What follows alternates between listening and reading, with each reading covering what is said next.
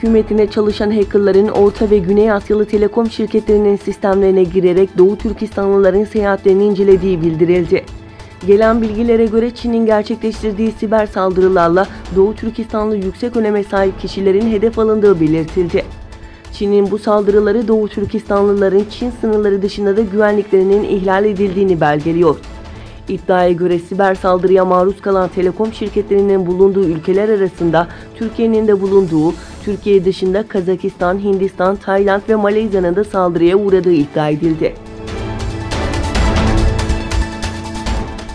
Rusya Devlet Başkanı Vladimir Putin, Rusya'nın G7 ile işbirliğine açık olduğunu belirterek, Türkiye S-400 aldıktan sonra hava savunmasını güçlendirdi. Çin ve Hindistan'ın yanı sıra Türkiye'nin de uluslararası ve bölgedeki rolü çerçevesinde böyle bir formatta bulunması uygun olacaktır dedi.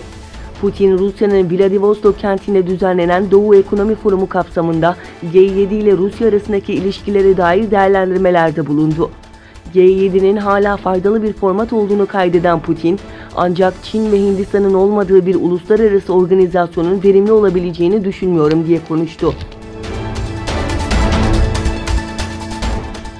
Çin, İran'a 25 yıllık bir stratejik anlaşma çerçevesinde petrol sahaları ve ulaştırma altyapısı başta olmak üzere 400 milyar dolarlık yatırım yapacak.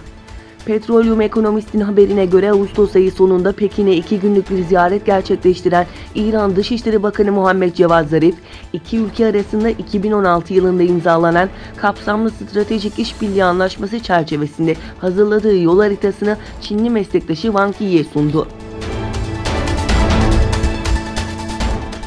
Hindistan'ın Rusya'ya toplam 14,5 milyar dolarlık silah ve diğer askeri teçhizat siparişi verdiği bildirildi. Basına konuşan Şugayev, Hindistan geçen yıl ve bu yıl tüm önceki yıllara göre çok daha fazla silah sipariş etti. 14,5 milyar gibi muazzam bir sözleşme portföyünün ortaya çıktığını gördük. Bu gerçekten etkileyici bir rakam ifadelerini kullandı. Kazakistan'da bağımsızlık yıllarında 1991'den bu yana toplam 1,5 milyar tondan fazla petrol ve 741 milyar metreküp doğalgaz üretildi. Kazakistan Enerji Bakanı Kanat Bozumbayev, Kazak petrolünün 120. yılı kutlamaları çerçevesinde düzenlenen törende yaptığı konuşmada, bağımsızlık yıllarında ülkede petrol üretiminin toplam 1,5 milyar tonu bulduğunu kaydetti. Bozumbayev söz konusu dönemde ülkede 741 milyar metreküpte doğalgaz üretildiğini belirtti.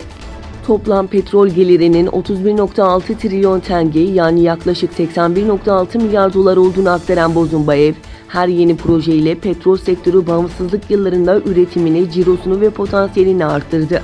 Kazakistan petrolü ihraç eden lider ülkeler arasında yer aldığı ifadelerini kullandı.